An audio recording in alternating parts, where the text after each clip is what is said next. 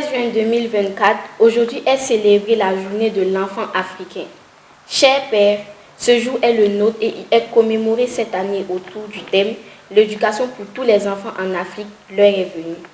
Un thème qui met bien en exergue le droit à l'éducation pour tous. Voilà donc une très belle occasion pour aborder la question avec les acteurs sur le terrain. Quel est l'impact de la crise sécuritaire sur l'éducation au Burkina Faso et quelles sont les mesures prises pour garantir que tous les enfants puissent apprendre même en situation d'urgence? C'est autour de cette interrogation que vont se dérouler les échanges ce soir. Pour en parler, nous recevons M. Poné Paulin Zombré, secrétaire technique de l'éducation en situation d'urgence. Bonsoir et merci de nous accorder cette interview. Merci, Sidala. Pour diriger les discussions, j'ai à mes côtés mon confrère Keita Abdourahmane. Bonsoir. Bonsoir, Sidala. Bonsoir, monsieur le secrétaire technique de l'éducation en situation d'urgence. Bonsoir à toutes et à tous. Bonsoir, Keita. Bonsoir à toutes et à tous et merci de nous retrouver sur Daily Voice et aussi sur le canal de Save the Children sur les réseaux sociaux.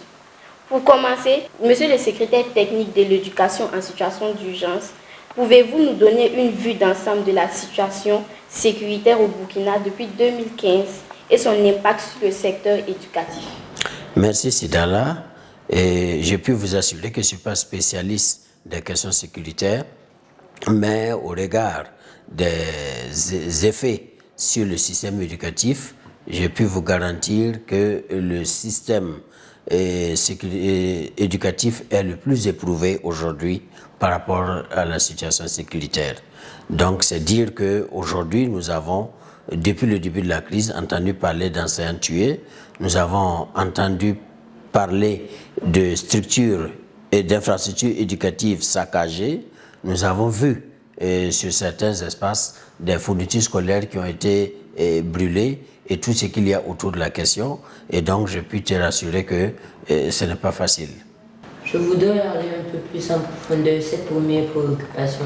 On vous demanda quelles sont les principales difficultés rencontrées par les élèves et les enseignants dans les zones touchées par l'insécurité. Merci, Keita. La première difficulté, c'est l'accès. C'est comment rester d'abord dans les domaines où on se sent menacé. Et quand on a quitté ces espaces, c'est comment y retourner en toute quiétude et pouvoir poursuivre son œuvre. Donc aujourd'hui, c'est l'accès qui est d'abord la première difficulté. Mais une fois que l'accès ici est levé, est permis, il faut donc se demander comment la continuité éducative va être assurée. Les enseignants ont-ils retrouvé des salles de classe à même d'accueillir les élèves? Est-ce qu'il y a le mobilier scolaire pour accueillir les élèves? Est-ce qu'on a les infrastructures en bon état? Et est-ce qu'on a le consommable, même les craies et tout ce qu'il y a, mais aussi le matériel en termes de documents scolaires? Voilà. Est-ce que tout ça, il y a ça? Mais à la fin, la dernière difficulté, c'est souvent comment s'alimenter avant d'aller à l'école ou comment s'alimenter aussi à l'école. Et donc, ce sont des difficultés parce que les parents, généralement, n'ont pas pu exploiter la saison pluvieuse pour cultiver. Donc, ça pose un certain nombre de problèmes. Voilà. Merci pour cette précision. Je suis également tenté de vous demander combien d'écoles ont été fermées à cause de l'insécurité et combien d'élèves ont été affectés de nos jours. Merci, Keita. C'est dire qu'on ne peut pas faire un cumul et puis te dire en temps réel, voilà le nombre d'écoles fermées, voilà le nombre d'élèves que ça a été affecté, parce que c'est vraiment évolutif. Il y a la possibilité qu'on se retrouve dans un mois, dans une situation où on a des écoles qui sont fermées, au nord par exemple, et des écoles réouvertes au sud. Et au moment où on va à l'est, les écoles qui étaient toujours ouvertes se retrouvent fermées quelque temps. Mais globalement, si je peux te donner un exemple, un aperçu, en janvier 2024, on avait 5365 écoles fermées. Aujourd'hui, avec les efforts des forces de défense et de sécurité et les VDP, nous avons plus de 1382 écoles qui sont réouvertes rien que ce mois de mai, contre 22 qui se sont fermées dans le même temps. Donc, c'est dire qu'il y a plus de réouverture que d'espaces fermés. Et donc, on considère que si l'élan se poursuit, très bientôt toutes les écoles seront réouvertes. Au vu de ces réalités, je suppose que des mesures ont été mises en place pour assurer la continuité de l'éducation pour les enfants déplacés ou vivant dans des zones à haut risque. Quelles sont ces mesures? La première mesure, c'est de trouver des espaces d'accueil. Ça veut dire que quand les élèves déplacés arrivent dans un autre espace, il peut ne pas avoir assez de place pour les accueillir. Donc nous apportons ce qu'on appelle des espaces temporaires d'apprentissage, qu'on appelle ETA, qui sont des classes montées, n'est-ce pas, pour pouvoir rapidement les recevoir. Mais une fois que cela est fait, on donne aussi les moyens aux structures éducatives provinciales et régionales pour construire ce qu'on appelle des classes temporaires et des classes supplémentaires, n'est-ce pas, pour les accueillir. Et ces classes-là ne sont pas forcément des classes finies, parce qu'au regard de l'urgence, on fait ce qu'on appelle des classes semi-finies. Semi-finies veut dire que nous construisons, nous mettons la toiture, nous montons jusqu'à un certain niveau, mais ce n'est pas totalement fermé pour permettre aux enfants d'être protégés du vent et de trouver un espace où ils peuvent continuer d'apprendre. Donc il y a l'apport, n'est-ce pas, en infrastructure. Il y a aussi, comme je le disais, l'apport en kit scolaire. Parce que la plupart des enfants qui arrivent n'ont même pas de quoi écrire. Donc nous leur donnons des kits scolaires et on leur apporte surtout ce qu'on appelle l'alimentation à travers la cantine endogène pour pouvoir bien suivre leur scolarité. Monsieur Zombi, on a entendu aussi parler des initiatives spécifiques comme les classes temporaires, l'école passerelle ou les programmes d'apprentissage à distance. Où en sommes-nous? Actuellement, il faut dire que ce sont des initiatives qui sont très bien développées. Il y a des structures en charge de cette question. Et la Direction générale de la qualité de l'éducation s'en charge. Et à notre niveau, quand nous parlons par exemple des espaces temporaires, je viens de le dire tout de suite, ce sont des infrastructures urgentes qu'on monte en urgence pour pouvoir satisfaire la question de l'accès, pour permettre aux élèves d'accéder à l'école, pour permettre à ceux qui ont quitté des espaces où ils devaient suspendre leur scolarité, de pouvoir véritablement continuer leur scolarité. Deuxièmement, pour l'éducation à distance, c'est au cas où les enfants sont partis et il n'y a pas d'enseignant à côté, mais on leur donne des outils, c'est-à-dire des micros, des appareils qui leur permettent de recevoir un paquet de cours qu'ils peuvent écouter seuls et qui peuvent leur permettre d'être évalués à un certain moment. Les passerelles, c'est comme vous le voyez, lorsque l'enfant a suspendu ses cours pendant 3 mois, 4 mois, il a perdu beaucoup d'une année. On leur permet, n'est-ce pas, à travers les stratégies de cours de rattrapage, de faire des cours avec des modules accélérés, leur permettant, n'est-ce pas, de pouvoir rattraper les autres, leur cursus à travers, n'est-ce pas, une évaluation. Donc c'est tout cet ensemble-là, on le fait au quotidien. Chaque vacances, on est là-dessus.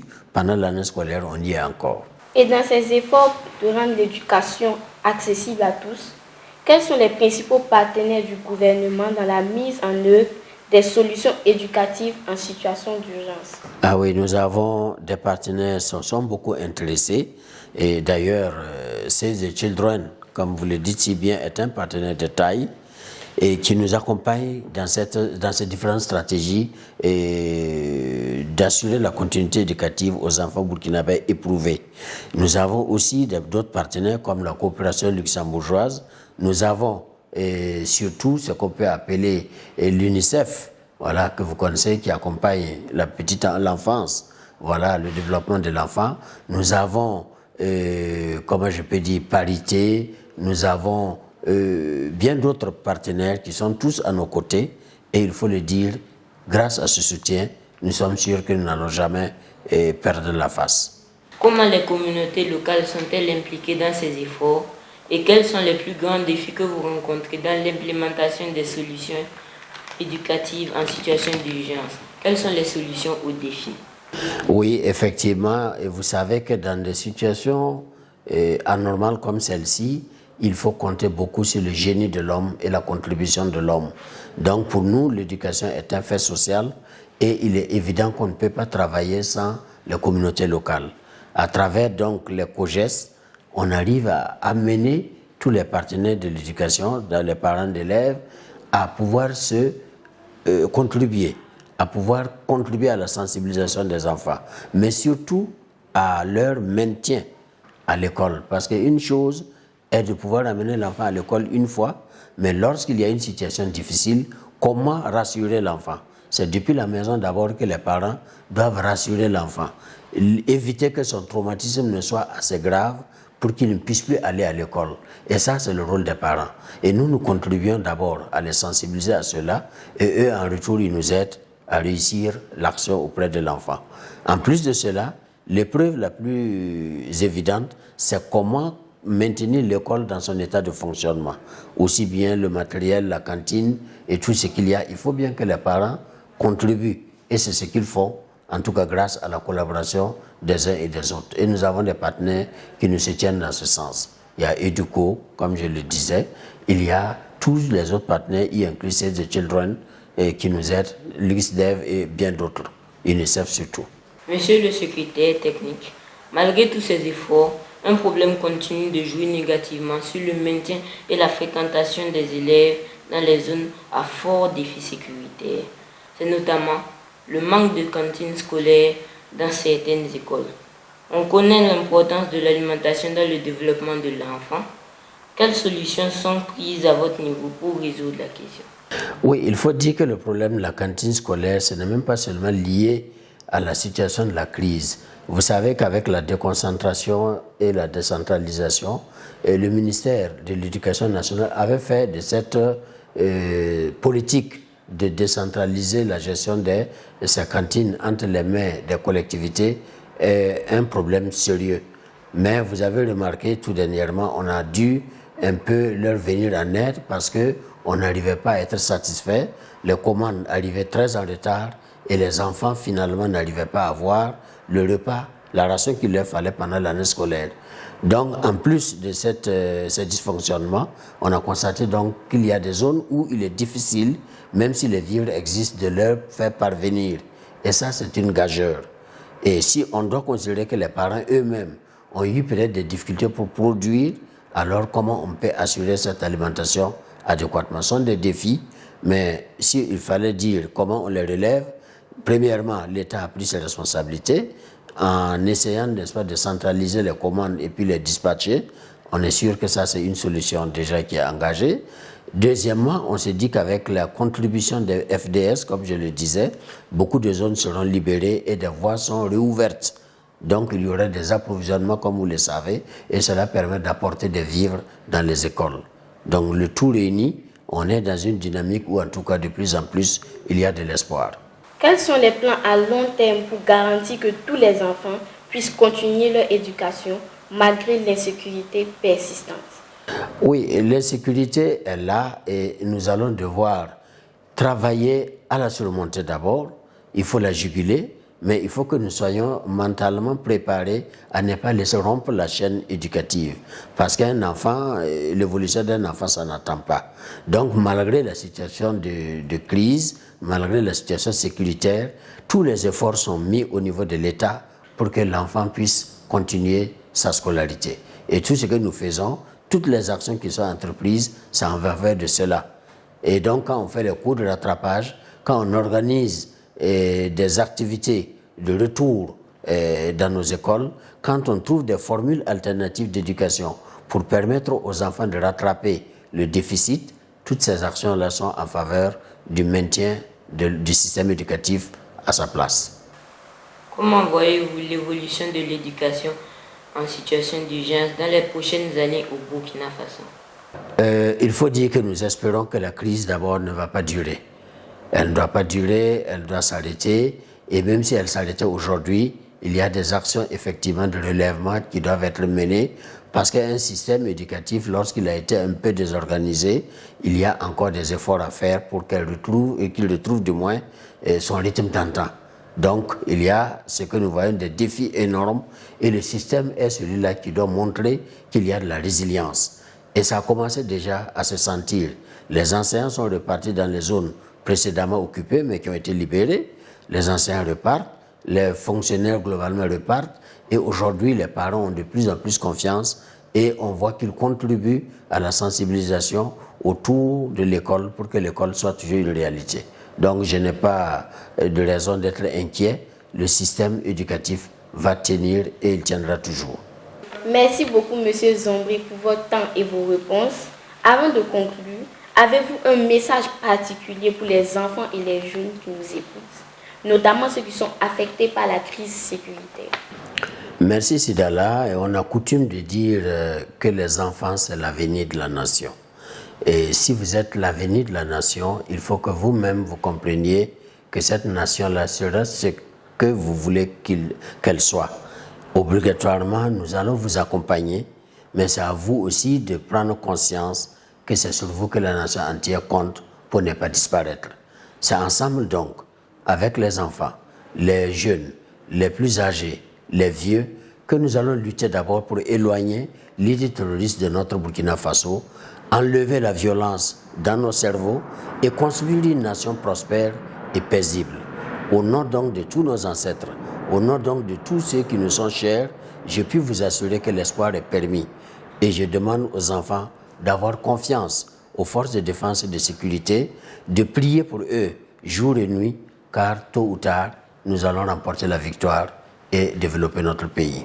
Pouvez-vous partager avec nous des histoires de succès ou des témoignages de jeunes qui ont réussi à conclure leur étude malgré les difficultés rencontrées? Oui, nous savons qu'au Sahel surtout, il y a à Guibo, voilà, des situations où des jeunes ont trouvé leur école saccagée, leur enseignant saccagé.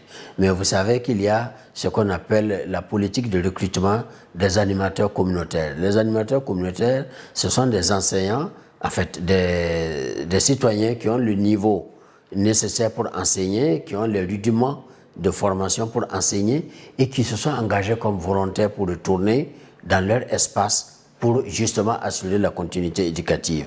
Et nous avons eu des enfants qui ont accepté d'accompagner ces animateurs communautaires-là et qui se sont présentés aux résultats, aux examens scolaires avec de brillants résultats. Nous avons eu dans le Sahel une classe de 30 et quelques élèves, je n'ai pas le chiffre exact tout de suite, mais on vient de me dire qu'ils ont fait un taux de 100% avec un engagé volontaire et animateur communautaire. C'est vraiment la preuve que le système va se redresser et avancer. Voilà donc de quoi redonner de l'espoir à tous les enfants du Burkina Faso. Merci encore pour votre temps et vos précieuses informations. Je rappelle que nous recevons M. Paulin Zombré, secrétaire technique de l'éducation en situation d'urgence. Avec lui, nous avons abordé la question de l'éducation en situation d'urgence. Merci encore pour votre disponibilité et pour vos efforts en faveur de l'éducation en situation d'urgence. C'est moi qui vous remercie, Sidala. Chers téléspectateurs, merci de nous avoir suivis sur Deni Voice et sur la page de Save the Children. Continuons tous à soutenir l'éducation pour chaque enfant, car comme le dit si bien le thème, l'heure est venue. L'heure est venue pour chaque enfant du Burkina Faso de profiter de ce droit de pouvoir aller à l'école malgré la crise et malgré les difficultés sécuritaires. Et pour y arriver, le Burkina Faso doit pouvoir compter sur tout le monde, les enfants, les adultes, les associations, les ONG, les acteurs de l'éducation et bien d'autres. Vive l'éducation au Burkina Faso. Au revoir et à très bientôt pour une prochaine émission. Au revoir et à bientôt.